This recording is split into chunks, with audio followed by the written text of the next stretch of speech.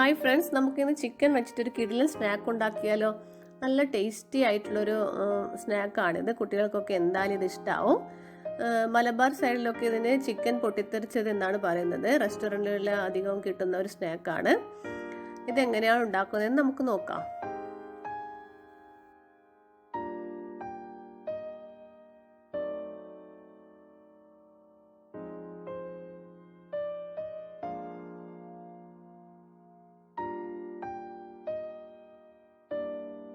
ഞാനിവിടെ 200 gram boneless chicken എടുത്തു വെച്ചിട്ടുണ്ട്.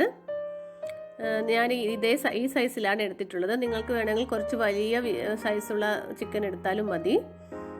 ഇനി നമുക്കിത് ഒന്ന് പരത്തി കൊടുക്കണം. അതിനായിട്ട് നമുക്കിതൊരു ചപ്പാത്തി പലകയിൽ വെച്ചിട്ട് ഒന്ന് ചെറുതായിട്ടൊന്ന് പ്രസ് ചെയ്ത് കൊടുക്കണം. നല്ല ശക്തിയിൽ ഒന്ന് ഇങ്ങനെ ചപ്പാത്തി പരത്തുന്ന പോലെ പരത്തി കൊടുക്കണം. ചെറുതായിട്ടൊന്ന് പ്രസ് ചെയ്ത് കൊടുത്താൽ മതി. ഇങ്ങനെ ചെറുതായിട്ടൊന്ന് പ്രസ് ചെയ്ത് കൊടുക്കാം.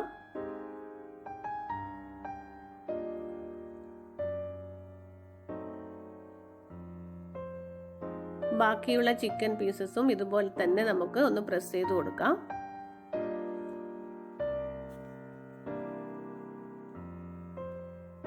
ചിക്കനെല്ലാം ഞാനൊരു ബൗളിൽ എടുത്ത് വെച്ചിട്ടുണ്ട്. ഇനി നമുക്കിത് മസാല പുരട്ടി കൊടുക്കണം. അതിനായിട്ട് ആദ്യം തന്നെ നമുക്ക് മഞ്ഞൾപ്പൊടി ഇട്ട് കൊടുക്കാം. 1/2 ടേബിൾ സ്പൂൺ മഞ്ഞൾപ്പൊടി ഇട്ടാൽ മതി. പിന്നെ 1 ടീസ്പൂൺ ഗരം മസാല, പിന്നെ കാശ്മീരി ചില്ലി പൗഡറാണ് ഇടുന്നത്. അത് 2 ടീസ്പൂൺ ഇട്ടിട്ടുണ്ട്. പിന്നെ നമുക്കിതിലേക്ക് ജിഞ്ചർ ഗാർലിക് പേസ്റ്റ് 1 ടീസ്പൂൺ ഇട്ട് കൊടുക്കാം. പിന്നെ ആവശ്യത്തിന് ഉപ്പിടാം. പിന്നെ ഇതിലേക്ക് 2 ടീസ്പൂൺ ലെമൺ ജ്യൂസ് ഒഴിച്ചു കൊടുക്കുന്നുണ്ട്. ഇതെല്ലാം ചേർത്തതിന് ശേഷം നമുക്കിത് നന്നായിട്ടൊന്ന് മിക്സ് ചെയ്തെടുക്കാം.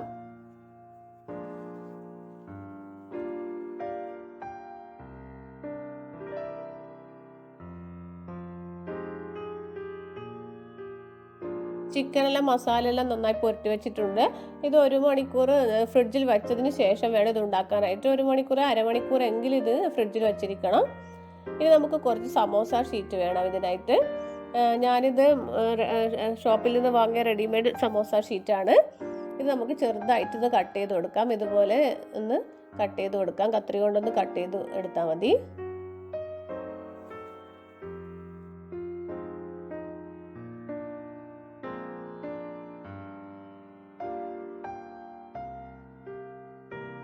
സമോസ ഷീറ്റ്സ് എല്ലാം ഇതുപോലെ കട്ട് ചെയ്ത് വെച്ചിട്ടുണ്ട്. നമുക്കിത് കൈ കൊണ്ടൊന്ന് അടർത്തി കൊടുക്കാം. ഇത് ഒട്ടിപ്പിടിക്കാണ്ടിരിക്കാൻ ഇങ്ങനെ ചെയ്യാം.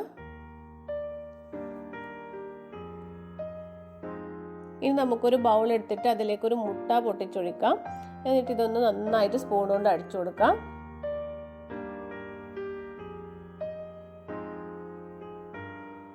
മുട്ട നന്നായിട്ട് അടിച്ചെടുത്തിട്ടുണ്ട്. ഇതിലേക്ക് 2 ടേബിൾ സ്പൂൺ മൈദപ്പൊടി ചേർക്കാം.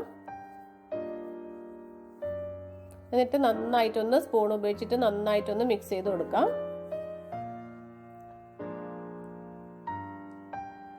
ഇതിലേക്ക് കുറച്ച് ഉപ്പിട്ട് കൊടുക്കാം. എന്നിട്ട് നന്നായിട്ടൊന്ന് മിക്സ് ചെയ്യണം.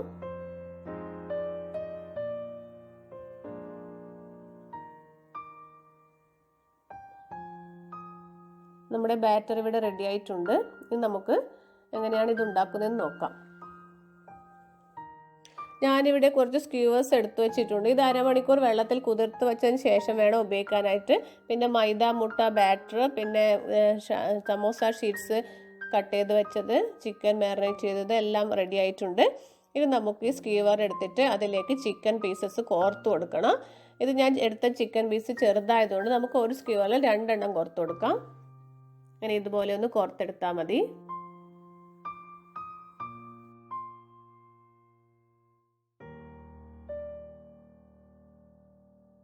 അതിനുശേഷം നമ്മൾ റെഡിയാക്കി വെച്ചിട്ടുള്ള ബാറ്റർ ഇതിലേക്ക് സ്പ്രെഡ് ചെയ്ത് കൊടുക്കണം. സ്പൂൺ ഉപയോഗിച്ചിട്ടൊന്ന് സ്പ്രെഡ് ചെയ്ത് കൊടുത്താൽ മതി.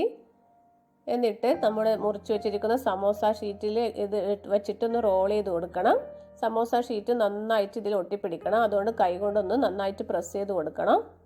ഇതുപോലെ കുറച്ചധികം സമോസ ഷീറ്റ് ചുറ്റും വരുന്നത് പോലെ ഒന്ന് കൈ കൊണ്ട് നമ്മളൊന്ന് പ്രസ് ചെയ്ത് കൊടുക്കണം.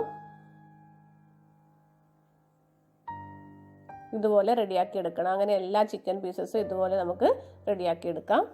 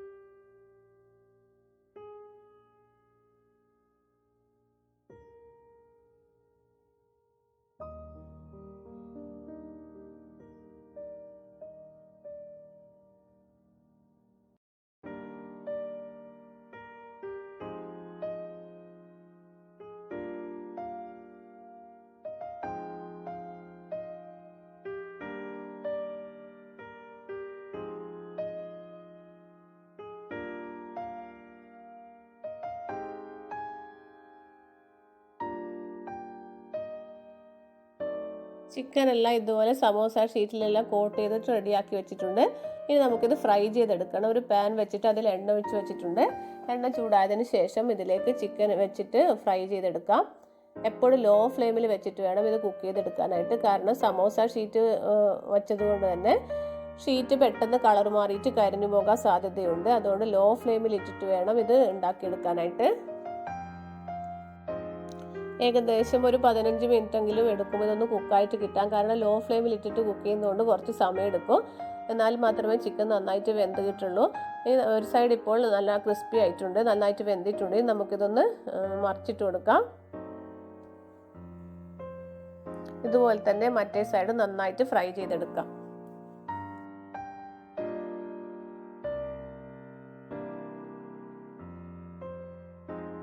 രണ്ട് സൈഡും നന്നായിട്ട് കുക്കായിട്ട് വന്നിട്ടുണ്ട്, നന്നായിട്ട് ക്രിസ്പി ആയിട്ടുണ്ട്. ഇത് നല്ല ഗോൾഡൻ ബ്രൗൺ നിറമായിട്ടുണ്ട്. നമുക്കിതൊന്ന് എണ്ണയിൽ നിന്ന് മാറ്റാം. അധികം ഓയിൽ ഉണ്ടെങ്കിൽ നമുക്കൊരു ടിഷ്യൂ പേപ്പർ വെച്ചിട്ട് ഒന്ന് ഉപ്പിയെടുത്താൽ മതി.